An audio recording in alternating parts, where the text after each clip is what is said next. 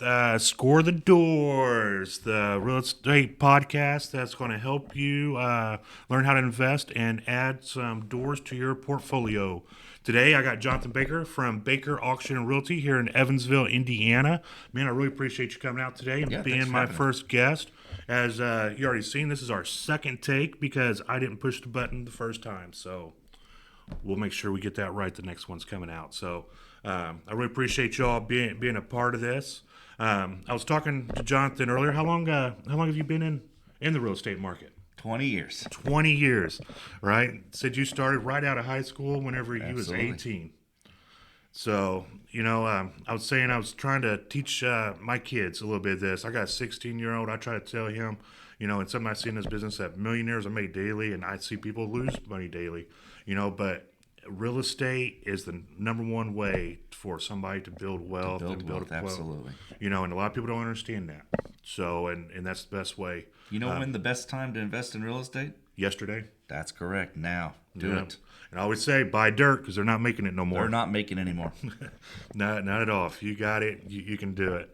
So, but yeah. So, some things we was talking about is that you invest in tax sales. Absolutely.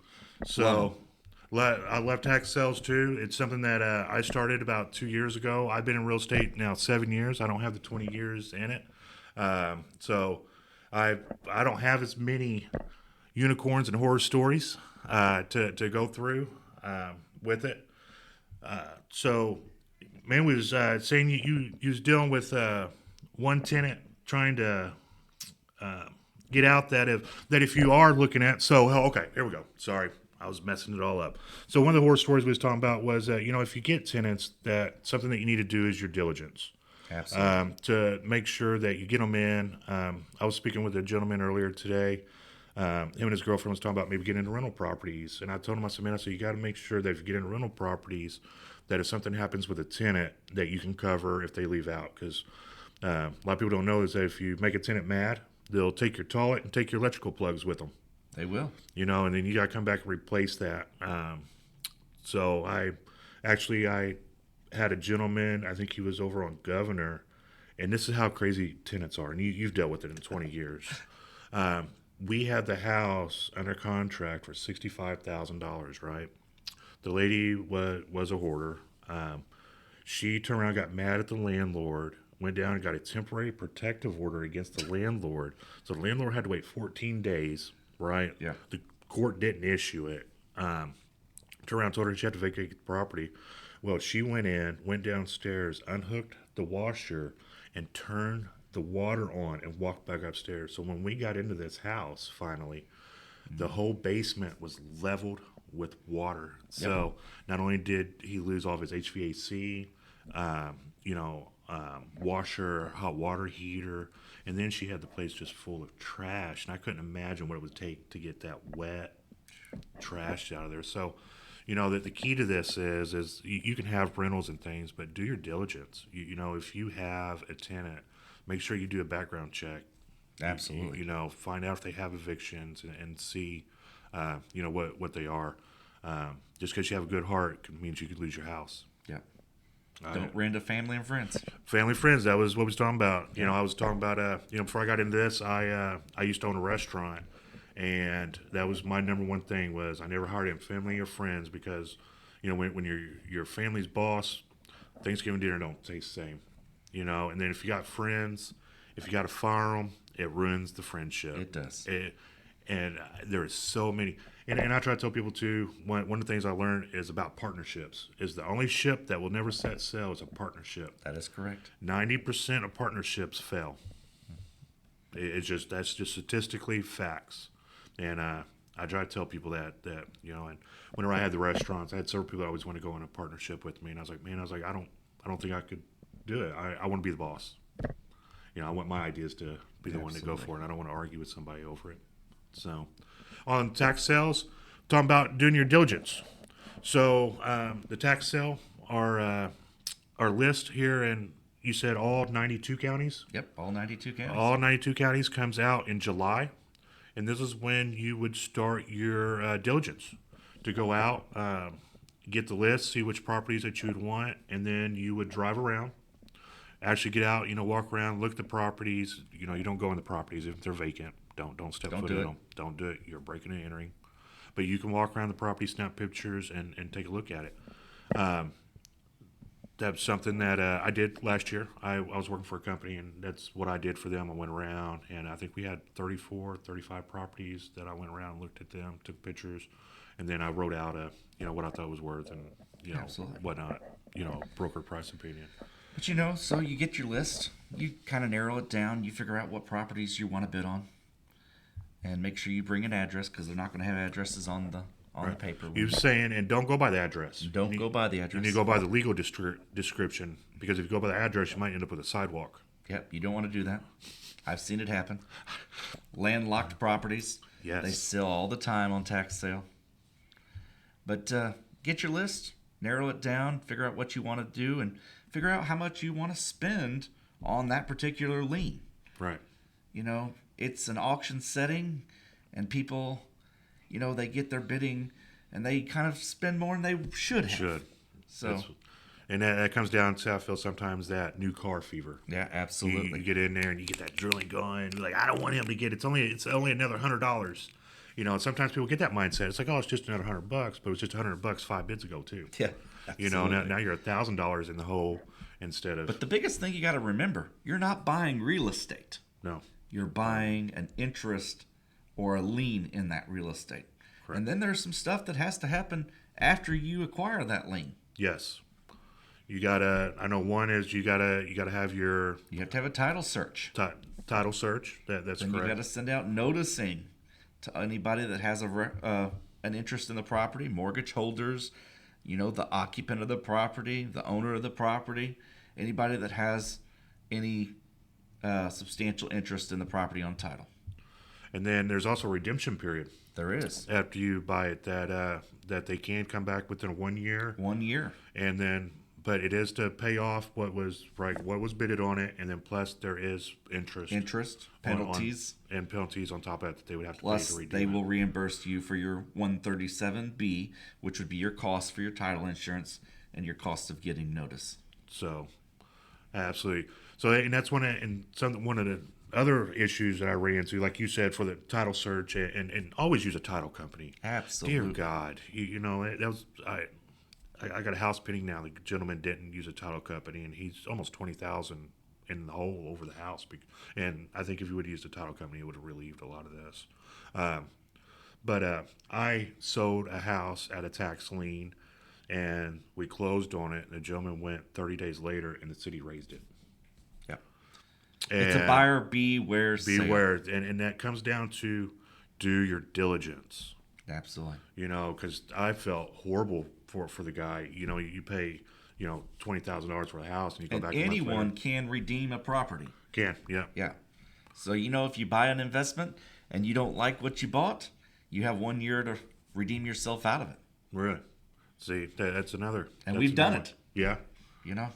And how does that work? If you redeem yourself, You have to pay what anybody else would have to pay to redeem it, and then you get your check back in 2 weeks after you. Yeah. So there you go. That works with that. You can always get out and redeem it back. It costs you money, but sometimes it's the best thing to do. It is, and sometimes you do, and sometimes it's a lot better to lose something small and try to hold it out, because a lot of things too. A lot of people don't understand is there's holding costs. Absolutely. To holding these properties, there is monthly fees, and and if you don't mow grass, you get fined by the city, and more liens put on the property. So there's a lot of people don't get that either, especially it's out of state. I see people from California owns properties, and it's just pink tag after pink tag. Absolutely. And See it all the time. So that's one of the things for actual beginning of the tax sale. So that comes out in July. The tax sale is, I believe, in September, correct? Yep. They start August, they go to October. Yep. So then if nobody picks it up at the tax sale, then we move to the commissioner's sale. Yes. Correct. And not all counties do a commissioner's sale. Vandenberg does not do a commissioner's sale. No?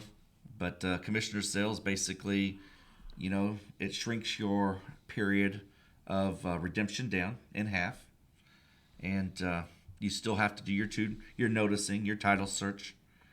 And if somebody goes to redeem you, you have to pay the entire Right. group of taxes, not just what was invested. Just what was there.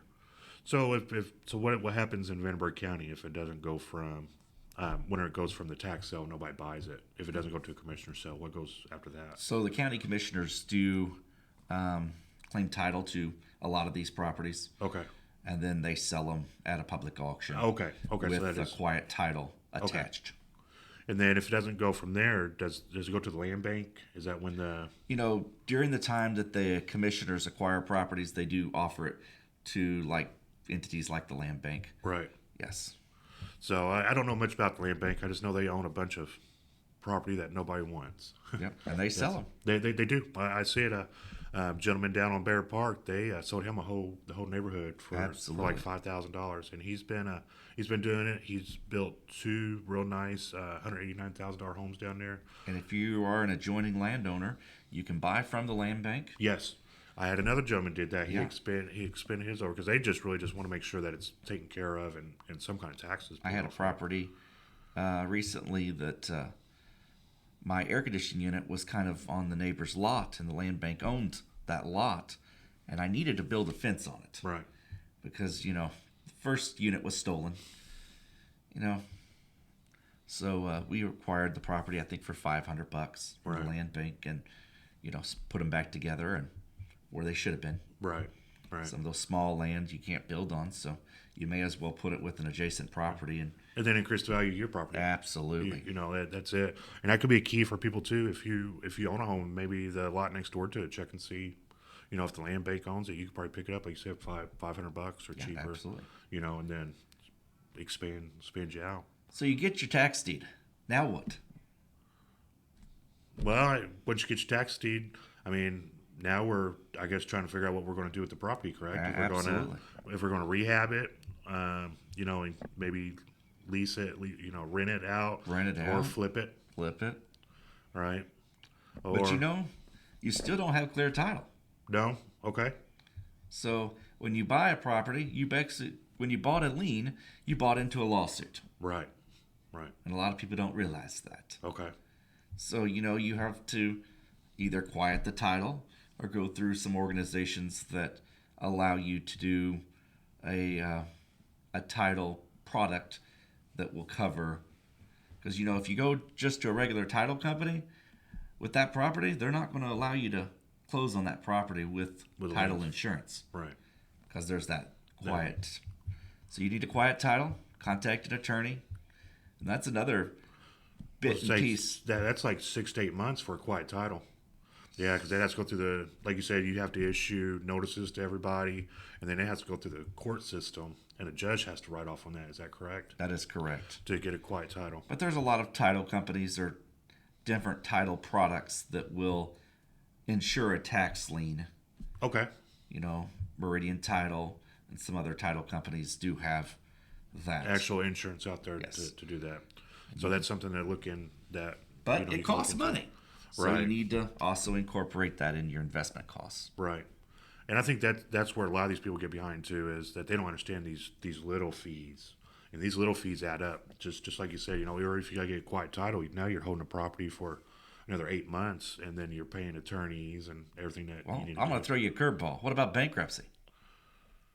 What if a I don't person really deal files with much. bankruptcy in the middle of a tax while you're holding a tax lien? There's special things that you have to do.